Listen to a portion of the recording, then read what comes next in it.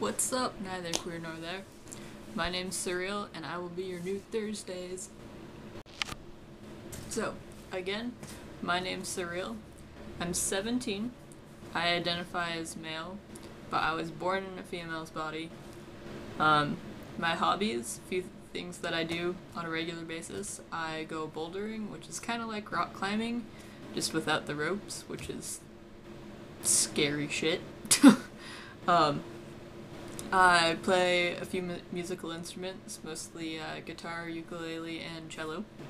A few of my friends would describe me as a moxie-loving, barefoot hippie.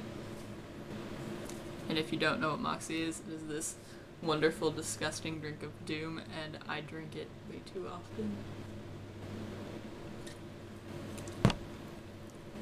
So, other things that I do in my spare time. I volunteer. Way too much. I do not leave enough time for myself, but I love volunteering.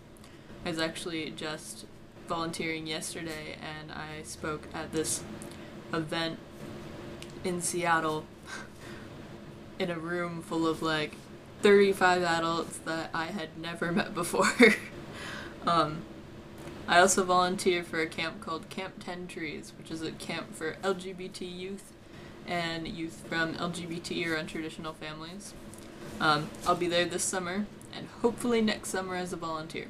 So, if you're going, I hope to see you there. So now, let's jump straight into the question. So, this week's question is what being queer means to you. Well, being queer means something different to everyone.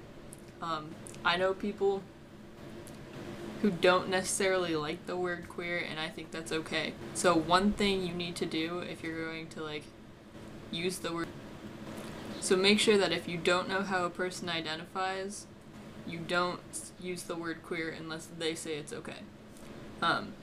To me though, I do identify as queer, and it means being able to be yourself and embrace your identity without really caring too much what society will think. One thing that I want to do with my future is to really get people educated about queer issues and trans issues, especially because it seems like the trans issues are kind of being left in the... Yeah, it really just means being able to embrace yourself and embrace your identity and not care too much about what other people think of your identity, but owning it. It also means knowing who you are. So every queer person I have met can totally own it. They just they're queer and they don't give a shit what people care, what people say about it. It also means being able to stand up for yourself and other people. And this is something that's hard for most people that I've met. So if you see someone on the street getting picked on by someone else just because they're queer, you need to do something about it. You need to get up. You need to be confident in enough in yourself that you can go up to them and say, hey, that's not alright. Don't do that. Don't make fun of someone because of their sexual orientation or their gender identity or anything like that. And on top of that, instead of just saying no, don't say that, something you really should try to do is to educate them about what they're saying and why it's negative. Because a lot of people who use words like fag or dyke don't really know that they're not appropriate words to use. Or they do know that they're not, but they don't know why. If you see someone at school that's getting picked on, don't be afraid to be the one to go and say, hey, this person's getting picked on and you need to do something about it. Don't be afraid to go to the administration and make a fuss, because if you don't, that person might not, and that will continue. Not just for that person, but for other people as well. On a more happy note, being queer. is awesome.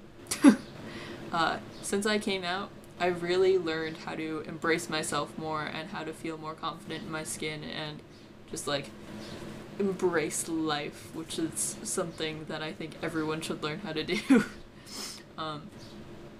I've met a ton of really awesome people, especially through my camp. Again, go look it up. Camp 10 Trees is the best camp ever. It's changed my life. And these awesome people are the ones who helped me embrace my identity and helped me figure out who I am and taught me that living life isn't a bad thing. It's a fantastic thing, and it's something you should take advantage of while you're still young. Because if you don't take advantage of it now, you won't know how to do it in the future.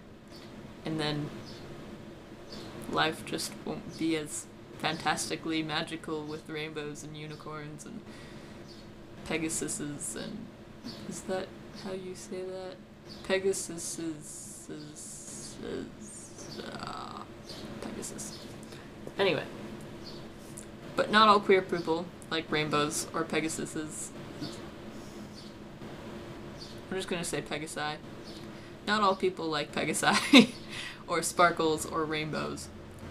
So don't assume that. That's just that's a rule. But yeah. I'm sorry that this video was so scattered. It's my first like actively had a question to answer sort of YouTube video, and it's gonna take some practice. Sometimes that doesn't work. So I promise next video will be much more exciting and much more out there. I look forward to seeing you all next week.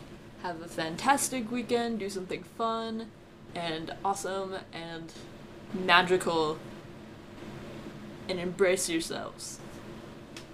So, peace, YouTube.